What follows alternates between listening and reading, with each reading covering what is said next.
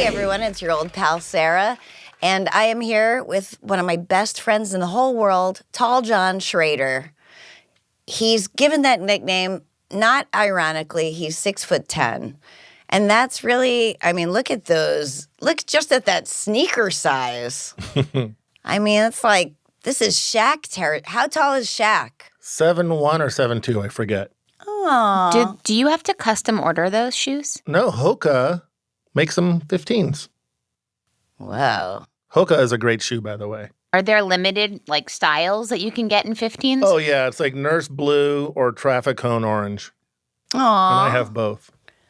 You do have the Traffic Cone Orange. I like those too. Yeah, why not? Yeah, and he has to shop at like a big and tall store, right? Or just wear shorts and T-shirts all the time. Oh, yeah, that's what he does. That's what you do. That's what I does.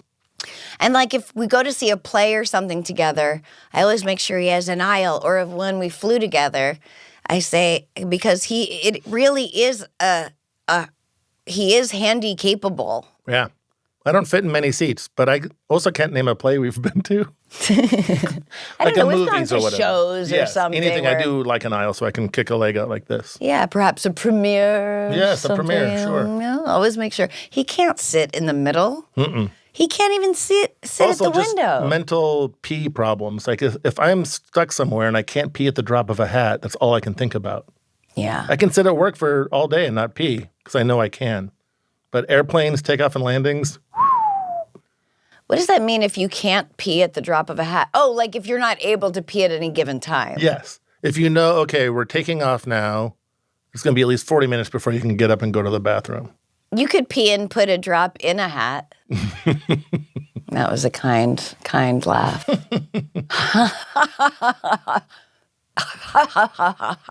I told you Gloria's been mocking my laugh, and I like it. Now, is there any indication whether Gloria and Rosie will enjoy the height gift that you've bestowed upon Gloria them? is a string bean. Yes, they're both very tall for their age. We just went to Disneyland with some family friends whose kids are basically 9 and 6, and our kids are taller than them at 6.5 and 4. Yeah. Yeah. So, yes, they'll be tall. The pediatrician thinks like 5'11". Who knows? Ooh. It's not a science. Maybe she'll be a model. I want volleyball. Olympic gold medal volleyball players. You got to start now. Get them in the sand. Got to get them in the sand. I do an impression of Tall Jon that's very good. And and the impression is something he did say to me once. Mm-hmm. And it's this. I know what it's like to be famous because I'm so tall. When I walk into a room, people are like, look how tall that guy is. I did say that. I was trying to be empathetic to people like you. I know, and then I stared kicked you in at. the shins for it. But it is true. People stare.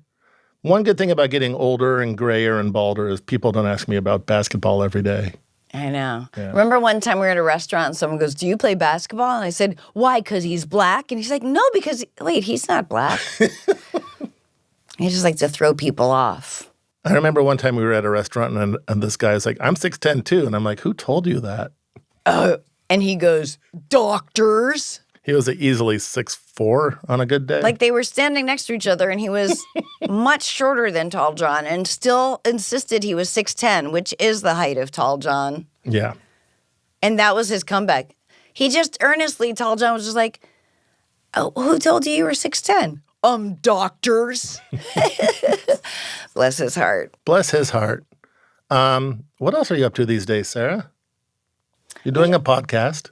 I'm doing this podcast. I'm bringing my friends on. We're answering questions together.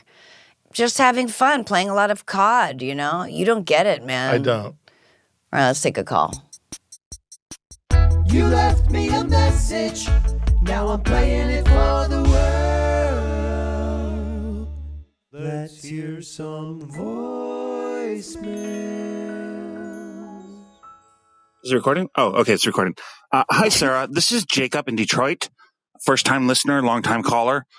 I wanted to ask, first of all, you're amazing. You're my favorite comedian. You're very hilarious. And I was wondering, outside of comedy and songs and acting, how do you spend your free time? What do you enjoy? Are there any hobbies or passions that you have that the general public doesn't know about because we only know you mostly as a comedian and actress? Thank you. And also, will you ever be coming to Detroit on a tour? I would love to watch you live, your stand-up comedy live. So that's it. This is Jacob from Detroit, signing off. I've been to Detroit. Did we do Detroit in this last tour? We sure did. We did. So I don't know where you were. And the last tour. He was at Christopher Walken talking class. Wow, you really crafted a sentence there. That's why I'm behind. See, if I take this and workshop it, and then I'll bring it back perfectly. And then it would be He sounded a little like Christopher Walken. He went to Christopher Walken talking class. He should have a walk-in class. That is a walk-in. You don't even have to make an appointment. Yeah, I've been to Detroit. I've been to Detroit a bunch of times, and I love Detroiters. Do you watch Detroiters? I'm a Johnny-come-lately, but yes. So good. I had to watch the Tim Robinson other one. I think you should leave. I think you should leave. And that's what turned me onto him, so now I'm catching up. That's exactly it. I started on I think you should leave, and then I went back and watched Detroiters, which seems like it would come after that, but it came before it. I'm not going to say anything people don't already know about me. If you want to know what I do when I'm not doing Poker. Oh, poker. We play poker. We have a great poker group, and we laugh and laugh and laugh, and it's very hard to focus. And then I get too stoned, and then people get annoyed because it's like, deal. Well, it's just Josh Molina. Bet. I love video games. Call of Duty really is the only one I play, so I guess I love video game. Tennis? And I haven't played tennis in a long time. I want to try pickleball because it sounds right up my alley. I like tennis. I love ping pong. But I did hear it's like loud. I mean, It is. It's like, Yeah. I don't mind that noise though. All right. You've played it? Pickleball? Yeah. No. Oh. But I've seen it. Oh. And also, here's the thing, not you, but a lot of people my age will think, I can go play pickleball, and then they tear an ACL. You still have to stretch. No, it's a lot of stopping, starting on a smaller scale. So it's even more than basketball or tennis. Maybe it's not more than basketball. But although Josh Molina is our age, and he went crazy for pickleball, and he looks like ripped. Oh, yeah, he is. But I guarantee you he stretches before he plays. Oh, yeah. Even when I was still playing basketball, which I hope to get back into, but I'm a little nervous, I would quit a half hour earlier than everyone else just to stretch. Stretching after is the key anyway. Both. And I have to do weight training because I'm an old broad, and that's very important. And I want to live a long life, not just live a long life, but be healthy and be able to move and shit. And your bones get fucked up when you're a woman and you're older. Bone density. Bone density. That's why it's I love basketball so much. And now I've only played once since the pandemic ended. And it was full court, and there were no subs, and I thought I was going to die. But I can go back to half court games, 3-on-3. That's more for the altar cockers, and it's so fun. But it's a lot of stop, start, change direction, And one thing I've never been I'm afraid of, which is breaking something. Yeah. Fuck, this is so sad, but true. Yeah. But I also don't want to not do anything because I'm afraid, you know? Yes. I don't know. But Wait, didn't you just start with a new trainer? I did. Tomorrow's my second appointment. How was your first? It was great. Do you go somewhere, or do they come to you? I go to him. He has a basketball. He has a mini basketball court that is outside of the net has a huge net that catches it and spits it back to you in a new place. So you have to kind of run and get there and shoot. And then he's got a full gym with, and it has the the pavement isn't really pavement. It's a little tiny bit spongy, and it's so right, the playground. Awesome. And he said I played with him once years ago at Gary's, but he's awesome, and he just it's funny can't believe how, like, my step count is shameful, What is it? apparently, according to him. And it's like 4,000. He's like, it should be like 11,000. I'm like, oh my God, that's... But anyway, and then, although he put this Fitbit on me, and it always says like twice the amount of steps that my phone says. Really? Yeah, I don't know which one's right. But I am like so weak, my arms are so weak, but my legs and my core, he was impressed. He's like, it's like a party trick. I guess it's really strong. But yeah, I've got 2 appointments this week with him. You know, I am very lucky I can afford a trainer.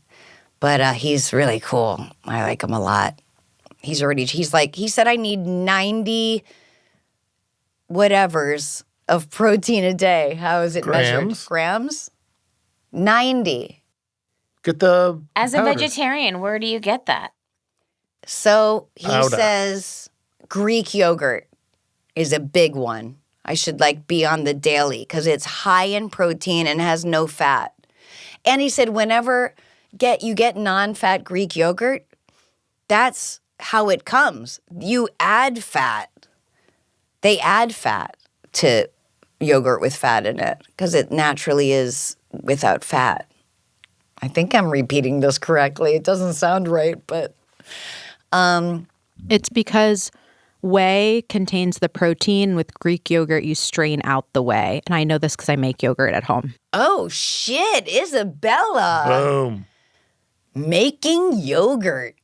I feel like that would make me not want to eat yogurt if I had to make it and strain clumps out of it. But I had it today. It was delicious. And then also I have a Koya protein shake, which is vegan, which I prefer. He's like, milk is the best thing for your bones. It's the best thing. I'm like, cow's milk? He's like, yep. But I just don't think I can do it. I know that's what Greek yogurt is, but milk is just like milk. I don't know. It grosses me out. I'm with you. I eat things that have milk, but, I've been vegan, but I do eat eggs and honey and milk. So come at me. Not milk, but yogurt. I'm not perfect. I'm working towards it. Tig is completely vegan. Her whole family completely vegan. And did you hear this? That the boys are old enough that they're going to friends' sleepovers and parties and stuff. So they sat them down and they said, listen, you might go to your friend's house and they might be eating meat there. And they're like, what's meat? And they said, it's animals. And they were positive that their moms were doing a bit. They go, people don't eat animals. And they're like, no, people really do. It's called meat. And they just wanted to tell them that if they want to eat it when they're at their friend's house, they can, because they don't want to feel like, Interesting. they can't partake if they want to, right. And, but it took so long to convince them that people eat animals. Wow. That's not a part of their life. It's never been a part of their lives. Right. But So I'm wondering, interesting. too, wouldn't it upset their little systems to introduce meat to it after? You can't just have a burger, I don't think. I don't know, but they are, so Max is like, I might do that, I don't know. I have to ask her what's happened since, but it's so interesting to me. Interesting. Interesting. Interesting. I said interesting. It's a miracle. Oh, yeah. Tall Jon was also on the he didn't just write for the Sarah Silverman Program. He was an actor in it. He played my across-the-hall neighbor, Mr. Jenkins, I want to say. Yep. Why did we give you a different name? I think Dan Feibel, he had a dog named Jenkins. Maybe that was why. Oh, yeah. Another writer on the show. And then he gets killed when Steve and Brian, his next-door neighbors, are playing with God, who they've befriended and getting high with. And God makes a this sounds like a fever dream. God makes the remote control spin, and then it explodes through the door, through the wall, and then Into my chest. And it kills Mr. Jenkins, and then he haunts them in another episode. Or maybe that same episode? I think it's the same episode. No, another episode. Sarah Silverman Program. I bet you can find it on Paramount Plus because it's Comedy Central's Viacom. I showed Nora some because she hadn't seen them all. Aww. So you can find them on some streamer. Yeah. And I do get checks for like 50 cents once in a while. Wow. Don't spend it all in one place. Back at Wrigley. Did you catch the acting bug, Jon? No. If this podcast will show anybody anything, I'm very well kept behind the camera. I mean, even just that sentence was excruciating. Here's some ads. Starting a business for the first time is incredible, but not for the weak of heart. It can be super overwhelming, and every day seems to introduce a new decision that needs an answer. When you're starting out with something new, it seems like your to-do list just keeps growing every day with new tasks, and that list can easily begin to overrun your life. Finding out the right tool that not only helps you out, but also simplifies everything can be such a game changer. For millions of businesses, that tool is Shopify. Shopify is the commerce platform behind millions of businesses around the world and 10% of all e-commerce in the US, from household names like Mattel and Gymshark to brands just getting started. Get started with your own design studio with hundreds of ready-to-use templates. Shopify helps you build a beautiful online store to match your brand's style. With Shopify, it's like you have your own marketing team. Easily create email and social media campaigns wherever your customers are scrolling or strolling. And best yet, Shopify is your commerce expert with world-class expertise in everything from managing inventory to international shipping to processing returns and beyond. If you are ready to sell, you are ready for Shopify. Turn your big business idea into cha-ching, baby. With Shopify on your side, sign up for your $1 per month trial and start selling today at shopify.com/Sarah. Go to shopify.com/Sarah, shopify.com/Sarah. And we're back. That's a good picture because you look the same. No, I don't. You pretty much do. And I look like this. Sarah, young Tall Jon.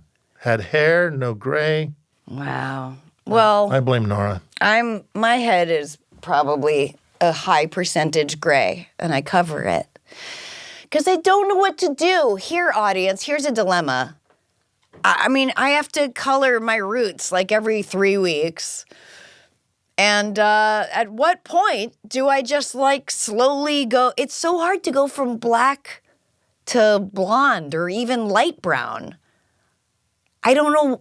Do I just go gray? I mean, I asked Flanagan, and he's like, don't give up yet, Sarah. I would say the window was during COVID. That's when a lot of men and women went gray. I had like a good 4 inches of gray in there. But now you're kind of like Marilyn Manson, who he had a few off-ramps to stop wearing all the scary makeup, and he never took them. So now he's just stuck doing it for life. So I think you have to keep it up. I'm like Marilyn Manson? In so many ways. Oh, my God.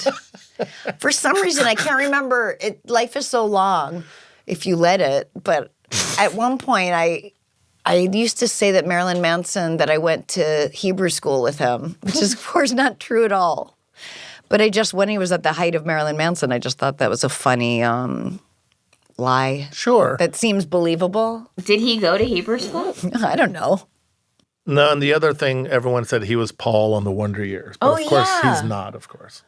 I loved that rumor. That's something that could have, before the internet, that could have stuck. But you're not like me. I think that Paul on the Wonder Years was in a big show recently. The guy who played Paul in Wonder Years? Yeah, I think he was like a character in a show recently. And I was like, oh my God, that is actually Paul on the Wonder Years. Wow, I thought he hung it up and became a lawyer like Chunk from the Goonies. Oh, wow, he did? Yeah. I did go to Hebrew school with Chunk from the Goonies. Oh, Great. my God. Yeah. But he's no longer an actor. I think he stopped pretty quick after that. His name's Jeff Cohen. And he's a good lawyer now. His sister is Edie. She's like a very big writer or good writer. And he's an attorney, but it was announced, he's doing the Goonies remake. Oh, with the whole cast. And he's really good friends with Keon Oh, gosh. Oh, yeah. Data. And he's his lawyer. Wow. Wait, you say Data? The character who played Data, No, the character who played Data is, you mean from Star Trek Next Generation? No, from the Goonies. Oh, his name was Data? Yeah, he had like all the inventions. Oh, yeah. He and his dad. It was kind of like the same, like Rick Moranis and Honey, I Shrunk the Kids. Aw. Wow. Well, that's like Dee from What's Happening is like a vet on Melrose and Robertson, or she was at one point. Yeah. I loved her. I always maintained she should have been nominated for an Emmy. I'm so sorry, but could we just pause 1 second? We're going to swap out hard drives. Yeah. Sarah, do you mind giving us a clap? Sarah gives everyone the clap. All right, let's get another call up going. This looks good. Hey, Sarah. This is your little brother, Aaron. Not just your best friend. I feel like I'm your little brother because you sit next to me in the car when I listen to your podcast. Figuratively, He sounds like that he's is. 80. So I just listened to you on that Talk Easy podcast, and you had told a story about you seeing Jane Badler on Johnny Carson, and she was Miss New Hampshire. And oh my God, Jane Badler was Diana on V. That's right. So cool. And it's so cool how that just made you feel like, hey, this isn't just me. There's other people like this. And that helped embolden you to become a comedian and all the great things. So my question for you is, did you ever in person tell Jane Badler this? Have you two ever connected? Love you. Thank you. Bye. No, I've never met her. I've never talked to her. I've never connected with her. And she's such a big part. She was such a big part of my life. And she's a huge part of the Bedwetter musical. Someone plays her, Jane Badler. But I don't know her. But yeah, that was my experience. And it is in the musical. I was a, chronic bedwetter and thought it would be my greatest, biggest shame of my life, which of course is not true because I've had many worse shames since. And of course, I'm not ashamed of it anymore. I was a child. I probably went till I was about 15, but still a child. Yeah. And I had a little TV in my bedroom up in the attic. And my mom ran upstairs. She goes, ooh, turn on Johnny Carson, the Miss New Hampshire. This woman who is going to be on was Miss New Hampshire. And now she's in a series called V. And she's promoting it on Johnny Carson. Let's watch. So we watched, and she completely cavalierly says that you mentioned that she was a bedwetter. And I couldn't fucking believe it. I couldn't believe it. She was like a pageant queen actress on Johnny Carson. And she said it like it was no big deal. And it just broke my blame. No, my mom didn't know. She just knew, she's from New Hampshire. Wow. It broke my brain open and was really the beginning of a better life. Out loud and proud. Well, I didn't go to school and go like, I wet the bed, but it just made me feel not alone. That's so nice. And not alone by someone who's in show business, which was my dream, I mean, yeah. So a brilliant actress named Ashley Blanchett plays her and she's so brilliant and so funny in The Bedwetter, which will hopefully come I to saw Broadway it in previews. Yeah, it was fantastic. did. Thank you. Thanks. Yeah, there you go. I Jane just Badler. remembered the 80s sidekick and where I saw him and who it is, if you care. Okay. Yeah, we do. So it wasn't Paul from Wonder Years. It wasn't Josh Saviano. I was mistaking two Italian names. Oh, I bet I know who it is. Who? Danny Pintaro. No, but I remember that I went. Do you know who that is? I went to a taping of Who's the Boss, and he played the little brother. Yeah. And I remember like my dad took me and we were like he must have known a producer, and then I saw him like in the parking lot, like going to his car with his mom, and like I was going to my car with my dad, and I remember like waving at him. And then I think I read that he is like out and proud now. Oh yeah. I met him backstage at a show where I was doing stand-up, and I was so excited to meet him, and I think he had just come out, and it was awesome. Okay, me and Alyssa Milano went to the same orthodontist back then, and he had told me that in order to do the show, she had her braces on the back of her teeth. Oh. But that's not this part of the story. Yeah. Do you have any fun, interesting news about Bob's Burgers that you can share on the air?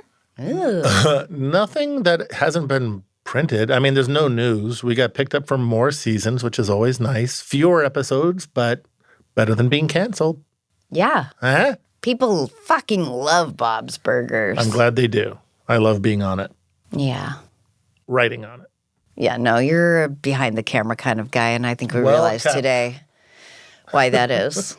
Here's some ads. You know, when it comes to makeup, I take the less is more approach, personally. I mean, I look crazy in too much makeup, and also I like to keep everybody's expectations very low of me. So, like, if I do wear makeup, they're like, ooh, look at you. Whereas if you wear makeup every day and then you don't wear makeup, people will be like, oh, are you okay? Anyway, I like a little blush. I like a little mascara. I like a little tint on my lips. You know, I just take a stick, go boop, boop, boop. That's why I like Thrive Cosmetics. Their products add that subtle hint of glam without overdoing it. Plus, their makeup is 100% vegan and cruelty-free, which I really like. And it's made with clean, skin-loving ingredients that work with your skin rather than against it. Take their Liquid Lash Extensions mascara. It comes in 6 shades that last all day without clumping, smudging, or flaking. It makes your lashes look so long by wrapping around each lash from root to tip. I love how it's sweat-proof for summer days, yet magically slides right off with warm water when your day is done. I love mascara that tubes off. It's the best. When you buy with Thrive Cosmetics, you can feel good about giving back, too. That's because Thrive has donated over $150 million in product and cash to partner organizations making a real impact on issues like cancer, domestic abuse, and poverty. That's beauty with a purpose. Maximize your look with minimal effort. Go to thrivecosmetics.com/Sarah for an exclusive offer of 20% off your first order. That's Thrive Cosmetics, and it's with a cause. So it's CAUSEMETICS.com/Sarah. Boom. And we're back. Hey, Sarah, I wanted to get your take on something I've been struggling with in therapy recently. I've been seeing the same therapist for over a year now, off and on, and I'm starting to feel like her style really doesn't vibe with me or that she fully understands me. I've been open with her about my anxiety and depression, which stem from childhood trauma. Growing up, I was physically and verbally abused by my dad for being gay. Ugh. When I was 13, my brother and I saved his life after he attempted suicide by an Ambien overdose. Ugh. Then, when I was 21, he passed away from a sudden brain injury. I never got closure on any of this. I kind of just carried on with my life into my 20s. After a decade, I decided I needed to start taking care of myself and figure out how to let go of self-harming behavior that doesn't serve me. But as you can imagine, it's been really, really hard. I started therapy at 32, and my current therapist tends to gloss over my past. When I go to her for validation and care about anything in my life, she gives me self-help platitudes like, think positive, get out of your head, envision your ideal self, and to repeat daily mantras. It doesn't feel like she's meeting me where I am. She gives me tough love, and it just makes me feel worse. So my question to you is, have you ever been through something like this with a therapist? Is it worth bringing up these complaints to her? Or should I trust my gut and just start looking for a new therapist? Anyway, what would you do? Thank you so much. Hope you're doing well. I think the latter. Mm-hmm. Because she's probably the right fit for lots of people. She's not the right fit for you. That's not what you're looking for. You're not looking, my shrink is not for everyone, but I love him. He has zero judgment. I could say I murdered a kitten, and he'd be like, okay, let's talk. I didn't murder a kitten. That wouldn't be good. But you need someone who's going to hear you without judgment and give you some tools, some wisdom, and listen to you, hear you. That's it. It's like you can't just say get over it. Not that that's exactly what she's doing. Some people really thrive with a pull yourself up by your bootstraps, get your shit together kind of therapist. People really want that. That doesn't work for me, but and it doesn't sound like it works for you. Find someone else. If you can find 3 people who have therapists they love that exist in your life, try them. Make 3 appointments with 3 different therapists if you have this luxury, or look into it. Just get names, especially from people who seem to have their shit together that go to therapy.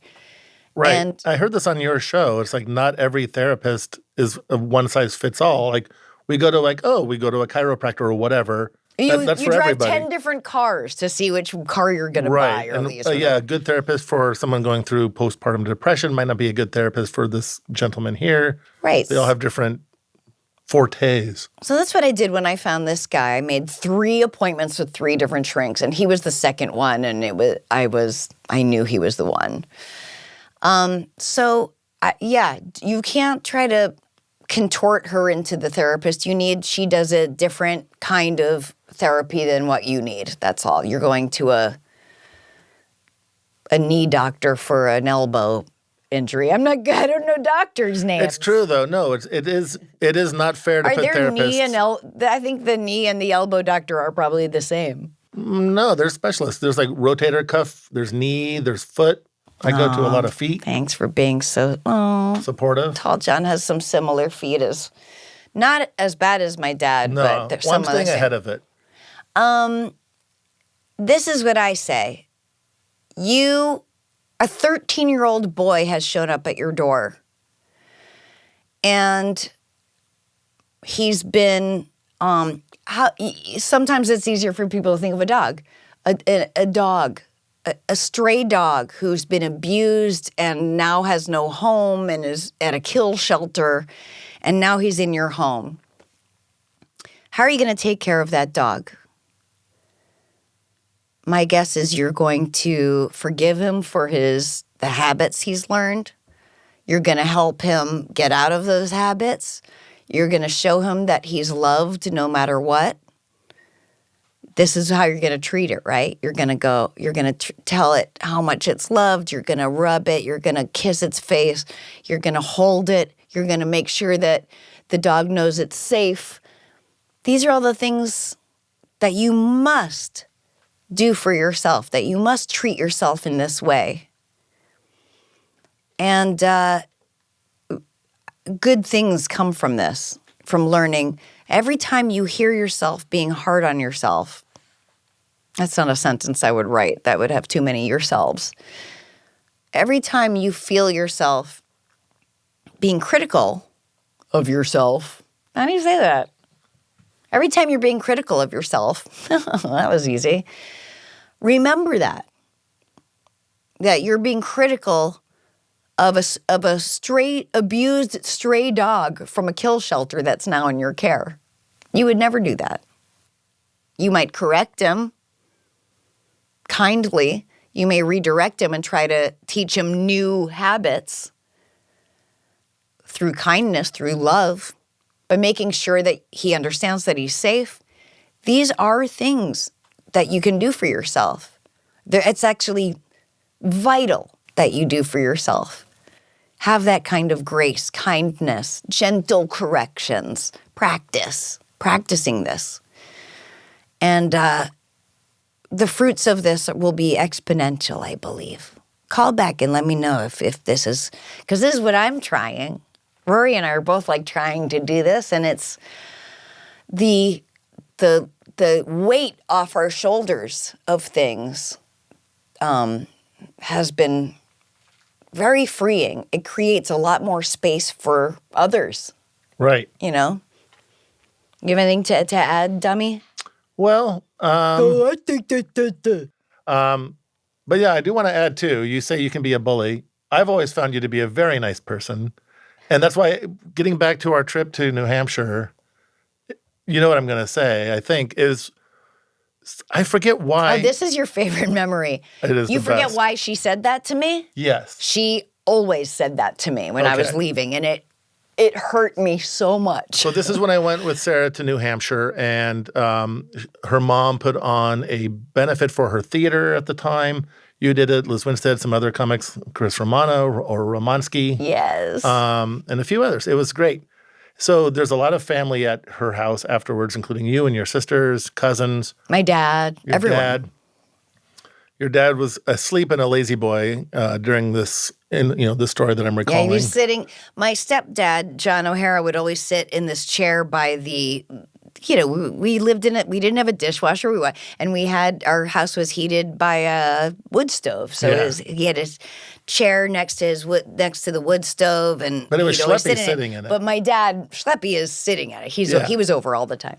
Yeah, so he's asleep during this. Well, you say something, and your mom just says, "Sarah, be a good person." No, I didn't. She wasn't reacting to anything. She literally just treated me like I was an evil monster, and it killed me. And we were walking out the door, we were leaving, we were by the door, and my mom would just say, she would put my head in her hand, and she'd go, "Be a good person." And it really hit my ear because it's like, you are. It hurts so much. And then Sarah gave this very beautiful, impassioned speech that I won't attempt to remember or. But I just expressed. I think I- because I had the strength to point it out because you were there, And I was just like, Mom, I think I am a good person. And when you say that, it makes me feel like I'm a monster or something. Yes, And and it was longer than that, but that was the point. But it was very articulate. I don't remember what I said either, but it was a really beautiful, good, and, beautiful speech. And even my therapist aunt was there, and she was like, "That was." Yeah, everyone in the room kind of fell quiet, and there was a beat. And then before anyone else could respond, Sarah just got a devilish look in her eye and saw her dad asleep in the lazy boy and said, "I'm going to go fart in Daddy's face." I think what was funny about it, and this isn't something I did all the time, but No, it was clearly a joke. You weren't going to do it, but it was just your brain went from, okay, I said that, now what's next? Oh, I'm going to go fart in Daddy's face. it really was not. The irony was lost on me. They went from that thought straight to the other without realizing how bad that looked. Anyway.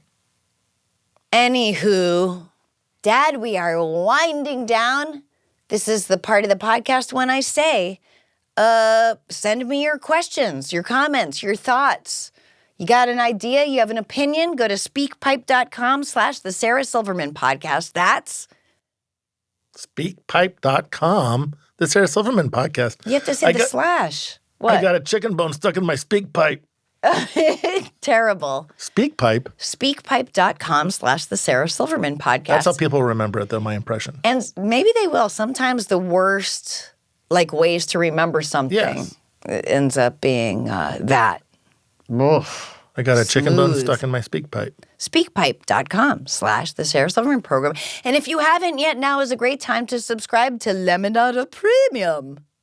Lemonada Premium. You just do it by hitting the subscribe button on Apple Podcasts, or if you listen through another app, head to lemonadapremium.com. You will get bonus content you will absolutely not want to miss, all with perfect diction. That's lemonadapremium.com. Thank you for listening to the Sarah Silverman podcast. We are a production of Lemonada Media. Isabella Kulkarni and Isaura Aceves produce our show. Our mix is by James Sparber. Additional Lemonada support from Steve Nelson, Stephanie Whittles-Wax, and Jessica Cordova Kramer. Our theme was composed by Ben Folds. You can find me at Sarah Kate Silverman on Instagram. Follow the Sarah Silverman podcast wherever you get your podcasts, or listen ad-free on Amazon Music with your Prime membership.